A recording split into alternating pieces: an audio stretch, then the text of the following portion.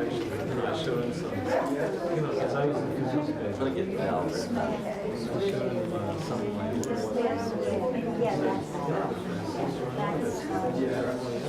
It's only new.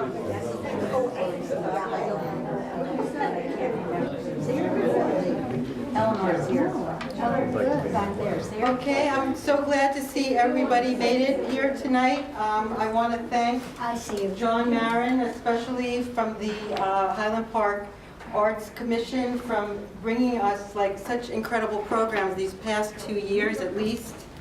Amy Pollock has been doing these incredible art workshops on bookmaking. I don't mean gambling. I mean, we don't want to go that way. But this program tonight is like an ideal program for us to do at the library that the Arts Commission has organized. If you look at the artwork around you, these are artists, most of them that grew up on the chicken farms of 40 communities throughout New Jersey. As Marion was telling me, they went from Salem to upstate New York, the border of New York.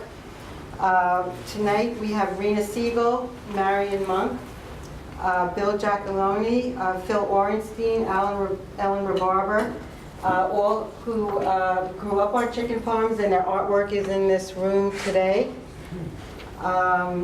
We also have the artwork of Monique Ortiz Arnett, the wife of Raphael Ortiz, and we miss Monique very much.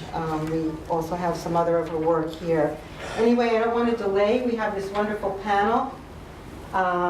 John will do the introductions, and I just want to thank him again for organizing the art show and the event tonight. We'll be showing the film "The Land Was Theirs," where we'll learn all about the chicken farms. And here's John. Great. I probably shouldn't start with a chicken joke, but I'm going to, having been a psychologist a certain number of years of my life. Why do most chickens need a psychiatrist? Because most of them were slightly cracked at birth. I could go on. Should I why was the Easter egg hidden?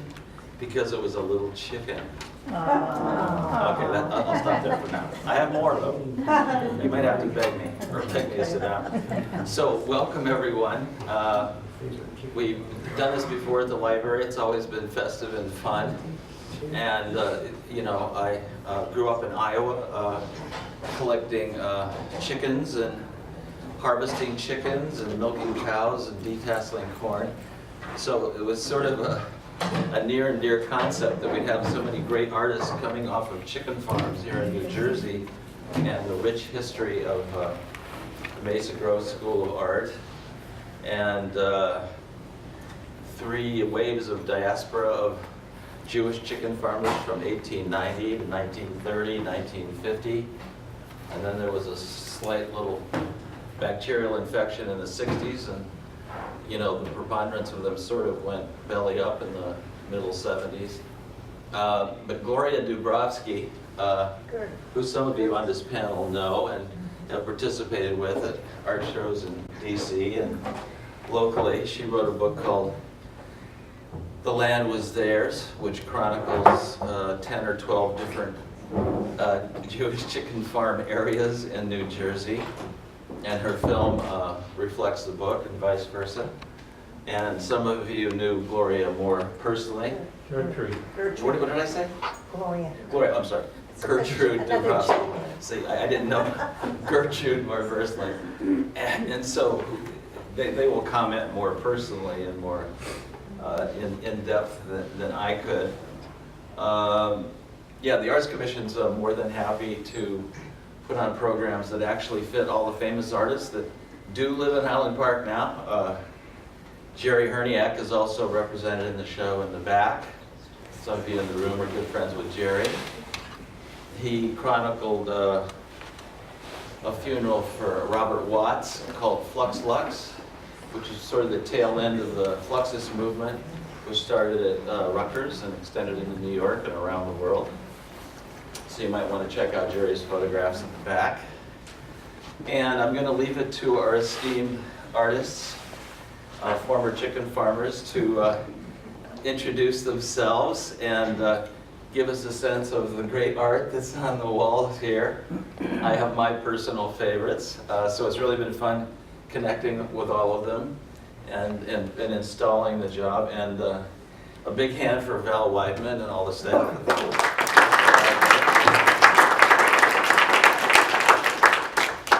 So just because I'm a perverse, idiosyncratic artist here to disturb the peace, I'm going to go counterclockwise and start with the lovely Rena Siegel, daughter of George Siegel. Some of you may have heard of him, perhaps, if you've wandered over in front of the Zimmerle Art Museum recently. And Rena gave me the opportunity to see some of her great art and come out to the farm to pick up these gorgeous paintings that are on the wall over here. So we're going to start with Rena. Maybe just come right down the line, talk about your art, your sense of that period, anything you want to talk about, any chicken plucking story you want to give us. Rena Siegel. First of all, the two paintings were a landscape that was near my parents' house off of Riva Avenue, Farrington Lake, where I used to go photograph in the fall when the colors were really beautiful. I liked the morning light the best. So I just would paint from the photographs and sort of abstract what I see. I can't hear anything over here. Don't you have a microphone? Oh, you know. Isn't there a microphone? I'm sorry. I guess there's not a microphone. Can you My bad.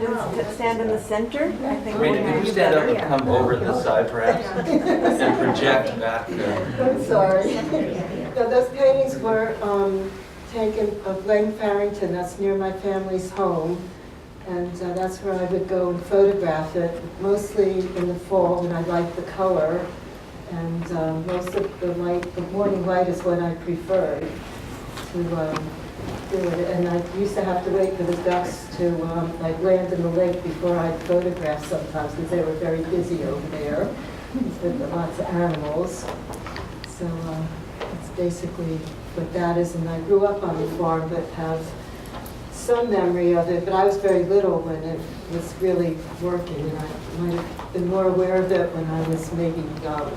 In grammar school, and I used to like to go into where Dad raised the baby chicks, these little beautiful balls of yellow fur, and I said, why they have to grow up to be ugly chickens? And they used to laugh at me when I'd say that.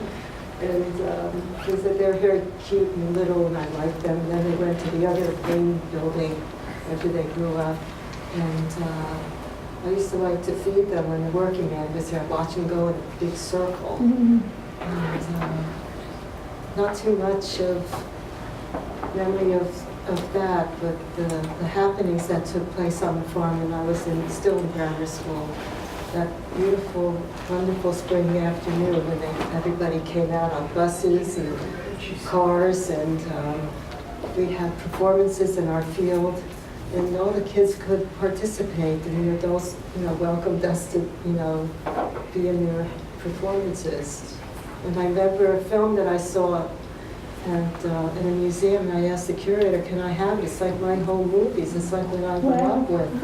And she said, okay, so I got the film, and it was quite wonderful to see, as an adult, what was going on when you're a kid just running about with your friends on the field, and things like that. And, I don't have much more to say. That's about it for me.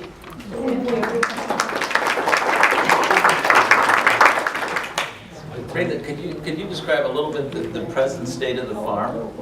Because it's still happening, right? It's still there. I live there now. I just renovated the family house, and I just moved in about 3 months ago. Wow. So I made my studio off of the house and made a bigger kitchen, have a porch, and it's overlooking the in-the-ground pool that's been there since the 70s. So I'm looking forward to opening up my pool. Wow. And things like that. And if you have a question for Rena right now, maybe. Yeah. What did you do with the studio that your father It's worked still with? there. And you I'm keeping it keeping as a it. studio? I'm keeping it. So are you planning to have any happenings there? No. No happenings. No. And one of the original chicken coops is still there, but it's sort of, No, they're both there.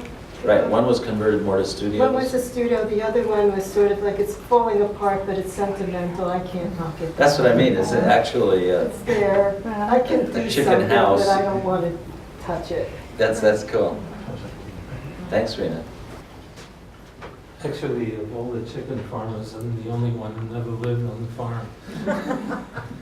I was a student at NYU in College of Engineering, and my parents just bought a farm, and I couldn't afford to go to my sophomore year because I couldn't afford it, and my parents couldn't give me any money, and the school said, you can't have a scholarship because your father just bought a farm. So that's how I got to Rutgers. I transferred to Rutgers, majored in physics. And I had a friend, Steve Vasey, was an art student. And he introduced me to all those people that were doing art at the time. Capro and all the usual suspects. And so I was always interested in art, and in my teenage, growing up in Brooklyn, I went to all the galleries in New York and really was quite knowledgeable about abstract expressionism. I went to galleries where they had openings, and I saw the actual artists there. I remember seeing Franz Klein in one opening. So by the time I got to Rutgers, I knew a lot about what was going on in the art world, and also I was painting and doing things. So one night, Capra went to my studio, looked at my work, and he said, "Phil, you're not a physicist, you're an artist." So I said, "Oh yeah?" And that was the end. I became an artist. I'm going to try to be brief. Okay, that'd be good. All right, I just want to talk about the work. I'll talk about other things later. My work is about my experience in France during the war as a hidden Jewish child in occupied France. And in 1988, my wife and I went for a sabbatical and we lived in Paris for 6 months. And I decided at that point, after 30 years of doing many other things, that I would start dealing with that issue from that time on, from 88 on. So these are some of the first paintings. I was looking for a way of dealing with that whole issue. And it took me a while, and I had starts, false starts, and eventually it led to my doing, it took me about 15 years to do a major work of 7 large murals about the whole situation. It was a big event, so I didn't feel bad about doing large works. So these were the first beginning. The boat is about my coming to the U.S. We came on this boat, the Ile-de-France, and if you remember, a while back, the only way you could get French cheese was in these packages of Ile-de-France cheese. You know, that was the brand, Ile-de-France. And every time I looked at the Ile-de-France cheese, I said, "This is the boat I came to the U.S. with." So this is a copy of. I have 3 large lithographs, and the boat in the actual work is 10 feet long, and I didn't want to put it in here. It took too much space. So anyway, so this is just a photocopy of it. Now this other thing here, this other painting, it's an interesting idea that I had. Basically, I think painting, visual arts, is not a very good communicator. You look at a painting, even a representational painting, you have no idea what it's about, you know, like, you have a painting like Poulin's large painting. You look at it, and you don't know what it is. And you look at the title, it says, The Rape of the Sabines. Ah, now you know what it's about. And then you say, what are the Sabines? And who are the people that are raping the Sabines? So you have no idea. So you eventually go to the point and say, all right, the figures look nice, the painting is really beautiful, the composition is great, the colors are wonderful, and that's about all. Unless you find out what's going on in detail later on. So in that painting, if I talked about the boat, it would make more sense. That painting, I was, as an immigrant, you come to America, you learn a new culture, and new language. I didn't speak English. But also you inherit the history of the country. I had my own history when I was in France, but then you inherit the history of the United States. And the history of the United States is both a refuge and also a problem. You know, there are a lot of problems basically. So I was always concerned about the problem. Now, one of the things that I wanted to do a work about the African American situation in America. But I'm not African American, and I wanted to give it a lot of intensity. You know, I wanted to show somehow the real intense feeling about the whole thing.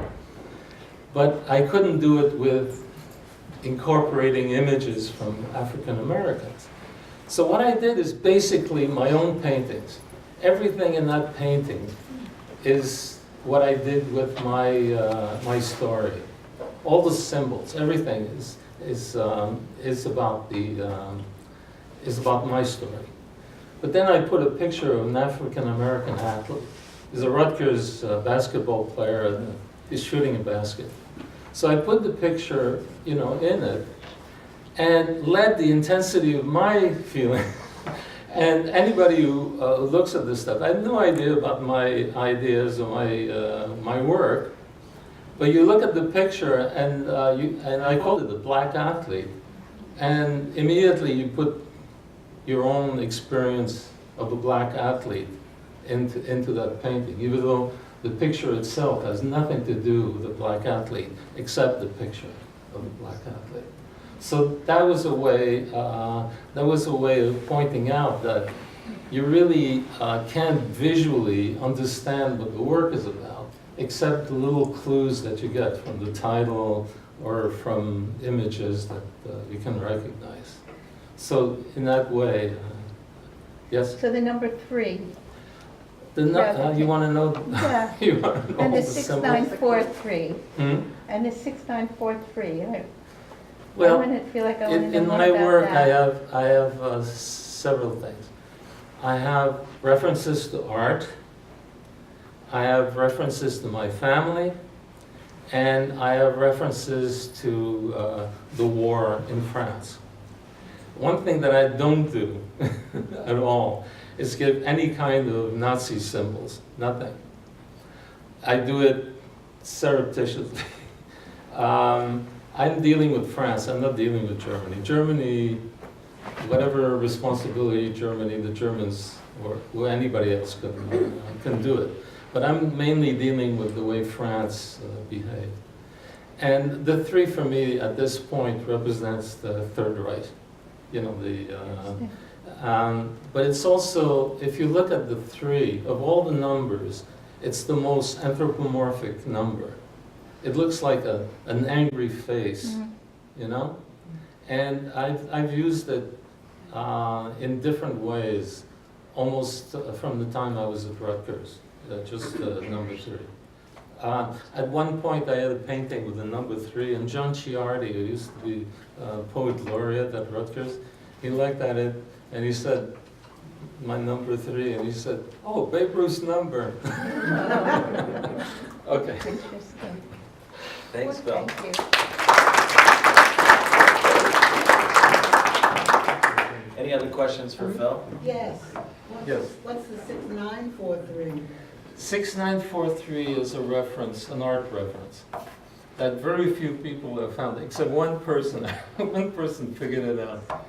There's a painting by Boccioni at the Museum of Modern Art, and it's a train. It's a troop train departing in the First World War, and the number on the train is 6943, exactly in that way.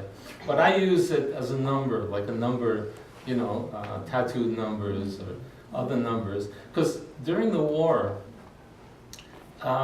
most vehicles didn't have any kind of symbols on them, except maybe a black cross. That's about it. But they had a lot of numbers, you know, this number, that number. So when you saw these military vehicles, they were full of numbers. So that's why I use it. But there are other art references. See that running black figure? That's from Jonathan Borowski. He used it in his drawings, and also he's made some large outdoor sculpture of that figure, both in the U.S. and in Europe. So, and then if you look inside the tree, you see a face of the Guernica, you know, Picasso's Guernica. So I have those three things. That's how I worked on the murals. And Pam here introduced me to French graffiti, which is stencil graffiti. And I used it all over the place. Yeah. Phil, don't you have a figure of like a German soldier you told me about that's in the... He's a German soldier. This is a picture I got in the National Archive. I've done a lot of research on this whole thing. In the National Archive, I looked at the town that I grew up in, or the town that I was in during the war, and there were several pictures. In one of the pictures, there were two American officers interviewing a German soldier in that town. And the soldier looked like a teenager. And the officers were both Jewish officers, and they looked like typecasting German officers. So I use that picture occasionally, but no one, it looks like a teenager if you look at it. It looks like some New Jersey teenager. Yeah, everyone should really look closely at that ship picture. There's so much detail. But it'll be up for a month, so enjoy. So I'm going to move on to Bill Giacalone. Are you going to get it? My name is Bill Giacalone. After the war, I got discharged something like 48. I moved to New York and went to the Cooper Union and Art Students League. And I began painting. So I called myself a painter and have been painting ever since. This is my piece of work here. I don't always paint the same way. I've got a piece over here and I've got another one way back there. But when I was told that I was going to have to, somebody that came out of this Jewish chicken farm group, I decided to change my style just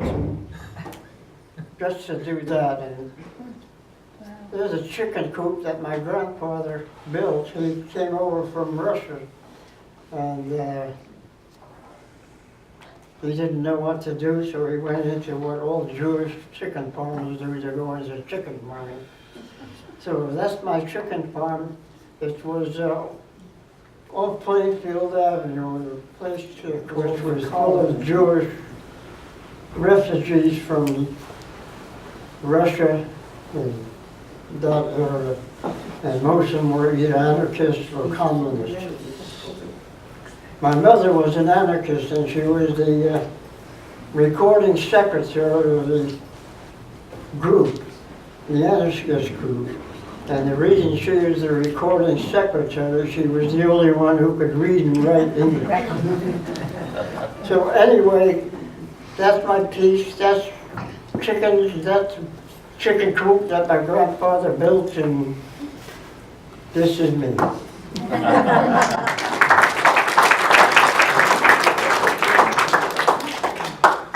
Well, we've dedicated a few art shows to Bill as part of Arts in the Park and the Arts Commission, and Bill's one of the founding members of the Artist Collective in Highland Park.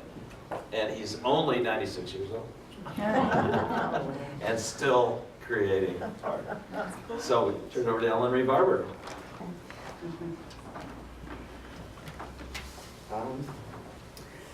Ellen Marie Barber here. I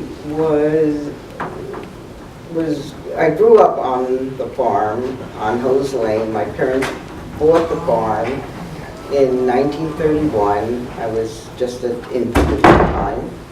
And it was the beginning of it was the Depression already. And my father saw an ad in the paper, farm for sale. And for $7,000, he bought 11 acres, a house, a garage, and a chicken coop. And so began our life on a chicken farm. My father and mother knew nothing about chicken farming, nor, of course, did I. I was young at that time. But my father went to school and took books out of the library and educated himself enough to do that. My job on the farm, I guess, when I was about 5 or 6, I guess, I was old enough to carry a basket of eggs after I picked them out of the nest. And one thing I do remember is my basket was almost filled, and I tripped and fell, and of course we had lots of scrambled eggs. And during this time, my parents could not meet their mortgage. This was probably in about 1933 or 34. And my mother wrote a letter to Eleanor Roosevelt and asked if she could help us in any way. And I wish I had the letter, but my mother told me this story, that she received a reply, and Eleanor Roosevelt arranged with the bank that we would have a stay of 6 months on our mortgage, which really saved us. As I am older now, I realize that I never did any artwork about the farm. So when I heard about this show, I really got busy, and I felt it was important enough that I do something about my background. So on the wall sculpture, and it's the past, which represents the chickens, and my family, and one of the interesting things that I did was weigh each egg on the scale to see whether they were small, medium, or large, and they would go in the right containers in my father's car when he used to take them into the city to sell.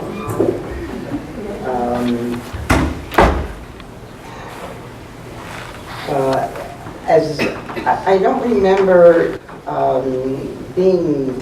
I never called myself an artist, but I always remember making little things like clay from the river for my dolls or for my kittens or something like that. And as I got older, I really had a great interest in art, taking my first art class in college, where I studied to be a teacher. I just loved the subject. And later, after I had my children, my mother came over one day and said, "Ellen, I want you to be able to get out at least one night a week. I'm going to babysit for you and take care of your kids while you go to an art class." And of course, the art class was headed by George Siegel at the old JCC here in Highland Park.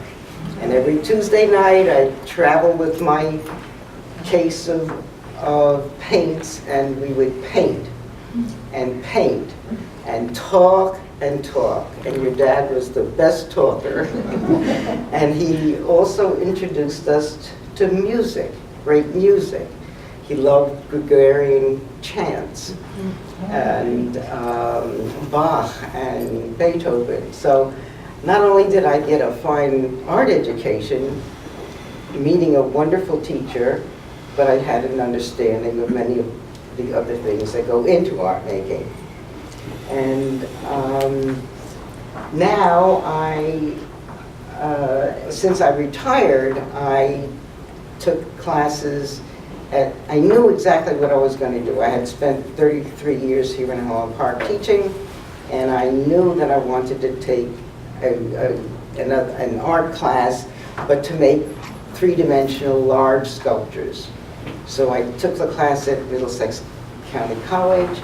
I learned how to work the woodworking shop and use all the materials and all of the machines. And after 2 years, my teacher said, "That's enough here. I can't teach you anymore. Go to Mason Gross."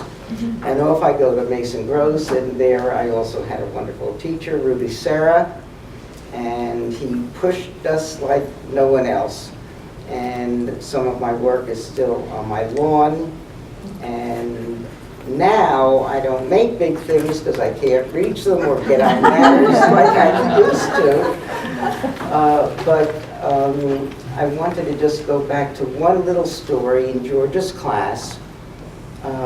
George had been working on making burlap and plaster figures. Those are his very early pieces. And he really wasn't very happy with them. And one day, a woman in our class named Rose Brenner, who lived in Somerset, her husband worked for J&J. And in she comes with this box of plaster infiltrated in the gauze. And we all started to work on making an elbow, a hand, a chin or a face or a foot. And the rest, George took home. And the story goes that Helen, his wife, cast George with all this new material, but did not know about Vaseline. So as the story goes, Helen had to cut every hair off his chest, George's chest, and as he recalled the story when we came back to class, he said that was the most painful part of his life.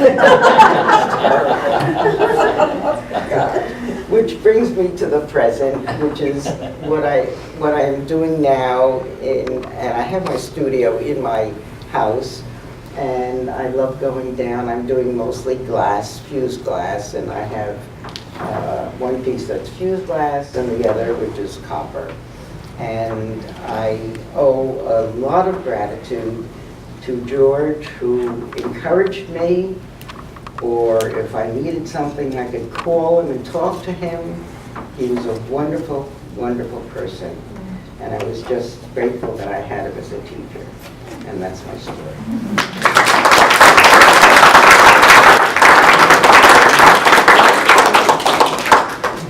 And in passing, Ellen's also going to be part of the Open Studio, which is being sponsored by the Arts Commission. And that'll be on Sunday, May 19th. And your house is at the corner of? First and Benner. First and Benner. So if you want to see an unbelievable house, if you've never seen her yard, or her studio, all the amazingly beautiful art that's in her living room and dining room and everywhere else. Say the address again. 202 South First Avenue. Okay, write that one down. That'll be Sunday, May 19th. And there'll be other studios open throughout Highland Park. There'll be more advertisements about that. Last but not least, my good friend Marion Monk, who participated in a previous panel. And I turn it over to Marion. And her work is up in the front in the display case, not in this room, but she'll tell you more. Marion Monk? Okay, when John told me what the subject of this little symposium was going to be, I thought, how in the heck is he going to get all of this together? That's an enormous subject. Shoot me now, yeah. Wow. Anyway, in my life, it all comes together because we moved. I was born in New York, actually, and my father moved us to Miami Beach during the war. It was a very different place then. All the hotels were full of military, and the beaches were full of military, and I used to go out there with my father and exercise. He loved to exercise, the two of us. He was always losing his pants, it was terrible. Anyway, by the time I was 5, we came to New Jersey, and we moved in with some friends, and he wanted a farm desperately. He wanted land. He had a grocery store in New York and in Florida. So we moved in with friends, and he bought a farm. And there we were. Anyway, I grew up on this farm. I started school in Toms River and went throughout the whole high school and everything else. And as a young child, watching the coops being built, the chicken coops, they're built out of, or at least ours, were built out of hollow clay tile. And I remember sitting and just staring at those tiles because they were gorgeous. They were a whole range of browns and rust colored and all of the changes that the iron makes in the clay. And I remember just being intrigued with it. So although I was very young then, I already had a feeling for clay and also for art. Ever since I was a child, I always drew, made things, always. Even at Christmas, we were a secular Jewish community. My parents never told me I could not do something. I painted all the windows. In fact, the painting of windows at Halloween started in Toms River with my art teacher. So I painted all the windows at home. I loved it. Oh, wow. Never said a word, never minded. Even had my own Christmas tree. I went into the woods and cut it down and made all the ornaments. So I was always involved in producing some kind of visual thing, whether it was 2-dimensional or 3-dimensional. And then ended up going to Douglas College, where I graduated in 1959, and I was an art major. And there I had the good fortune to meet a terrific faculty. In fact, George was even there, but he was just teaching an evening class. Drawing class at Rutgers. Well, it was at Douglas. It was upstairs in recitation. And my studio was right next to it, so I'd listen while I was working. Yeah. And there I got involved with a ceramics teacher, Ka Kwang Hui. He was from China. He had gone to Alfred. He had a fantastic history. And I spent a lot of time working with clay, and I loved clay. And after I finished college, I didn't want to stop. In fact, right now, I could still go back to school and be very happy. But I went to Douglas, and then they started the graduate program, and so I was the first person in the graduate program. I got my MFA at Rutgers, and I've been making pots all those years. I can't believe it. It seems like yesterday. So my work is out in the front of the library.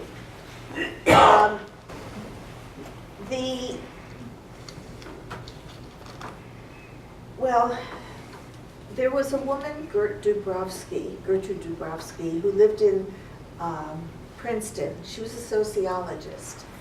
And in 1984, she got a symposium together at Princeton University. And it was to deal with the whole New Jersey chicken stuff. And we ended up having exhibitions. We put out a newsletter called Rural Roots, which is very interesting.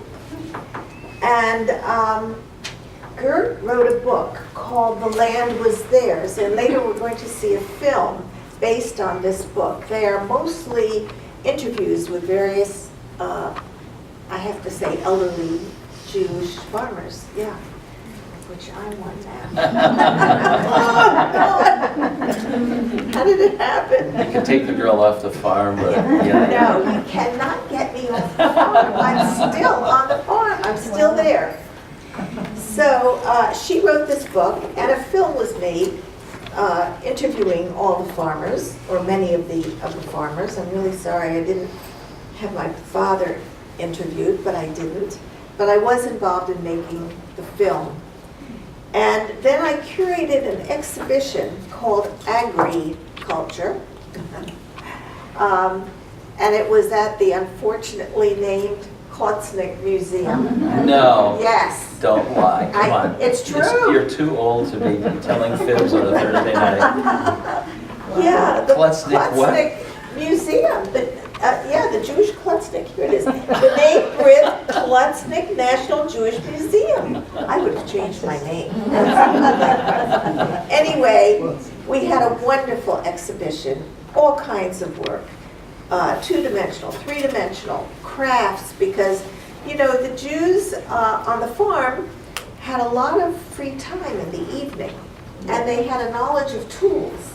So they worked in all kinds of materials, wood and clay, and they even made, I remember we used to get our chicken feed in 50 and maybe 70-pound bags, big bags. And the bags were always made of a kind of cotton calico. They were always printed. So the wives, my mother was a seamstress. She was from the Garment Workers Union. And they would go when a shipment would come in, and the women would pick all the ones that they wanted, or get the ones that matched. And, you know, they made wonderful things. Everything from clothes, all my clothes when I was a child were all made from feed bags. I did not feel privileged, but boy, if I could get my hands on them now, I would, you know, with thousands of rows of bric-a-brac and all of that beautiful stuff. So, yeah, that's kind of my story. I ended up teaching most of my life. Started the art department at Middlesex after leaving Rutgers. And I'm still doing what I've always been doing. At the same time, I was at Douglas and Rutgers at the time that Fluxus and many of the other ists or isms were developing, pop art and all of those things that developed at Rutgers in the, I'd say in the 50s. Late 50s, yeah, and 60s. So I was part of... Capro came there in 55. Yeah, I had him, and I came to Douglas in 55, graduated in 59, and then from Rutgers in 62. So my life has been part of this picture since the beginning, and I just can't believe so much of it has come and gone. But that's the way it is. I thought I would be eternal. I'm not going to be. Did you have a question? Did somebody have a question? Oh, I thought I saw a hand go up. So that's pretty much my story. I mean, I could go into a lot of detail, but you can come up and look at any of these things here. I have some of the Fluxus books, Artists on the Edge, Douglas College and the Rutgers Era. And in fact, here's an article interviewing chicken farmers who became artists. And this is in 1992. And there's George Siegel and myself. And there's Phil, who by any other name is still Phil. They Call me made a Leon mistake. It's okay, we know it's you. All right. So you're welcome to come up and look at any of these things. And my work is out front. Okay? Enjoy the film. There is one seat up here. The film is going to start in a little bit, if anybody wants to be in a sitting position for an hour. You have a question? Yeah, I have a question. You just mentioned the Bible, and I knew him personally, him and Asa. And I wanted to find out if they are mentioned in the film. And Yeah, if he's you mentioned in the film. anything about their chicken coop, because I visited them while he was still alive. Oh, yeah. And they were not made out of tile. No. No, they were He's mentioned. Yes. But could you say anything about about Leon Leon Bible. and Nasa, if you I don't know, he was terribly productive. He was a WPA painter, but he worked in wood a lot. Yeah. Yes, I think in the beginning he was mostly social realist, and Yes, that's the he paintings was. I saw. And in the chicken coop, they were all mostly salt boxes. He was, or spice boxes. He was making wooden. Oh, yes, yeah, yeah. One room after another. That's right. Oh, he was such a productive, interesting guy. He really was. I mean, I don't know what else to say about it, but I think you can go out to the synagogue that's in that area. What is it? B'nai Tikva, and he did the tabernacle, didn't he? He did all the installation there. You can see it. Okay, are there any other questions? Irene has a question. Oh, yes. Hi, Irene. I have at home a booklet from Middlesex County of things to see in the county. And it's divided into like historic homes, parks, and there's one on agriculture, and there's one on another tab on ethnic things to see. And so I looked under the agriculture, and they have the usual, well, you know, pre-revolutionary farms, mid-1800s farms. There are no chicken farms on there. And it seems to me that this is something unique to New Jersey, to a certain period of time in New Jersey. But they don't exist They don't anymore. exist. They're gone. Those were all family farms, and they were built by almost all Jewish immigrants from Europe. And none of these people had owned land in Europe, and they came here wanting land. I know my father was desperate to have land, and they were self-educated about farming. They knew nothing about farming. But it also was not meant to be an ongoing thing, because none of these people wanted their children to be farmers. They wanted their children to be doctors and lawyers and artists and things like that. So it was really a one generation, a sort of thing.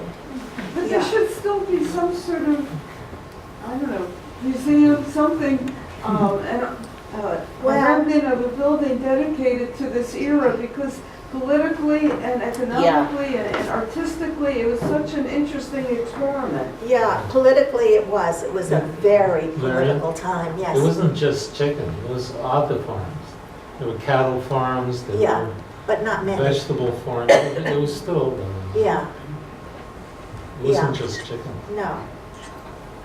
I just want to say that the Jewish Heritage Museum of Monmouth County in Freehold Uh-huh. has quite a Yeah. few displays Oh, they of do? some of the artifacts from the chicken farms, fascinating things. They have the candling, chicken Yeah. candling, Yeah. and Yeah, they a have lot a of the quite a big farms were in display on that. Monmouth Yeah, Yeah, My it's in father's Freehold. farm was in Monmouth, yeah. yeah, Yeah. And regarding educating themselves in farming, the ag school did a great job at my parents and their friends went to courses at night to learn how Yes, to be they did. farmers. And they also brought sick animals here to have them diagnosed. And yeah, we would come up to what is now Cook College, to the ag school, Yeah. all the time. Yeah. This lady's been trying to get. I just want to tell you, I grew up on a chicken farm in South Jersey, Oh, in which in town? Vineland. Oh, sure. And this was filled with refugees. Yes. It was, my father had a Doctor of Law degree. Uh-huh. My mother had a PhD in education. They had never got their hands dirty before. Yeah. And then we became farmers, and I had to get up at 7 o'clock in the morning to milk the cow. And my father thought we didn't have enough butter and everything, so he bought a cow. Uh-huh. And that was my job in the morning to milk that, and in the evening my mother would milk the cow. Was Bluma Permel in your town? Do you know Pardon that me? name? Bluma Permel? She was a painter. I don't know anything about it. Okay. I was 19 when I left home Mhm. and never came back. No, Oh. that's not true. After I got married for a couple of years, we lived with my parents. Mhm. But Uh-huh. There's actually, it's supposed to be a couple from Vineland, a young couple from Vineland who still have a chicken farm, who are gonna possibly come tonight. And they're friends with Rachel Azarnow, who along with Larry McCandler, she was sitting right over here. They did great pieces on the Tree of Life Pittsburgh synagogue tragedy. And we had a great discussion at Sushiana, not only about chicken farms, but also, creating art in that tradition. And Rachel's friends with this couple. So we may do some other programming in the future about the present Vineland the chicken community. Somebody else have a question over here? It's not about the art, but was there a central place that the eggs got sold? I mean, how did Well, that there get were organized? dealers. There were dealers. Is that New and Brunswick or is that in New York organizations, City? Co-ops. Yeah, and they would be taken into New York for the New most York, part. yes. Into all the way. This was for the New York market. Yeah. Interesting. Okay. The museum has an interesting picture of a farm with a sign on it, and some of the words are misspelled, but it said, "Eggs laid while you wait." It's beautiful. Well, they were entrepreneurs. So, unless there's another question, without further ado, we may shift into there's another question Yeah, here. just one question. So you're saying that these people wanted land, but they didn't want their children to stay on the land. How do you explain that? It seems a little Well, odd. Because they wanted them to pursue more intellectual and, But why did they want the Easier land life, so badly? more status too. Why did they want land? Because they never could have it in Europe. Yeah. It was out of their reach. They just simply couldn't. You always want what you can't have, right? And they probably thought it was a stepping stone, right? If they had the farm, they could have the kids do something else. Sure, yeah. I don't know if they thought it through like that, I but don't think they But- thought, I don't think. no. It was, they all came from Europe, places where they couldn't own land at all. And they were in farm communities. So what they did was supply the farms, or bought the farms and traded it. But they never could own the farm. And they always had this in mind. My father was born in Poland, and he ran away from home when he was 12 and made his way to France at 12. And he always dreamed of having a farm. But he had to work, and he worked. And in 1934, he married my mother, and I was born. And the war broke out. He joined the French army, and he was a prisoner of war for 5 years. And after that, he wanted to come, his family was in the US, he wanted to come to the US. There was a quota of Polish citizens in the US. So he had to wait 3 years before we were able to come to the US. So we came to the US in 1950 with nothing, like he had to start all over again. And he saved his money, you know, very, very peculiarly. And he, by the time I was ready going to college, he bought the farm. But that was his dream. It was his dream in the prisoner of war camp. It was his dream when he left Poland. And that was the story. That's why they did this. Another sector of farmers did not have that story.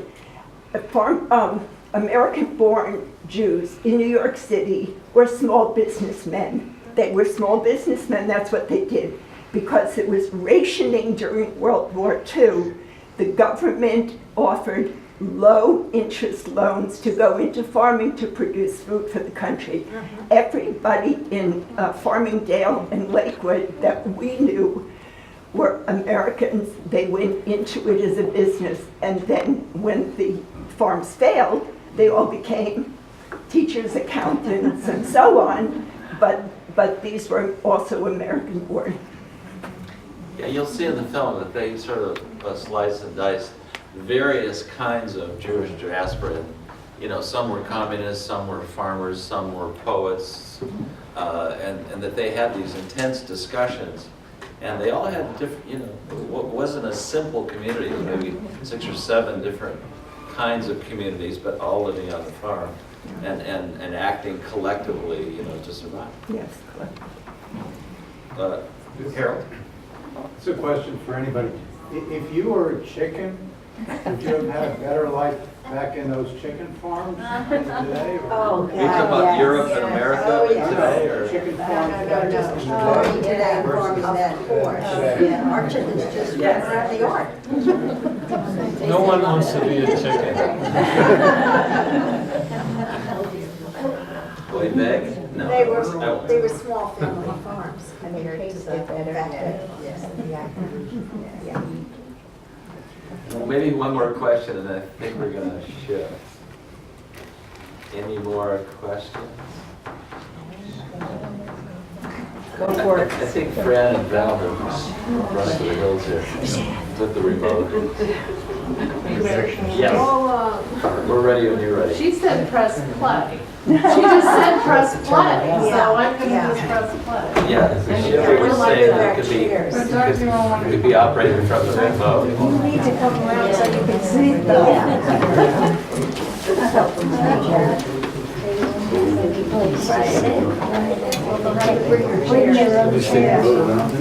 When the Sancho Ferreira said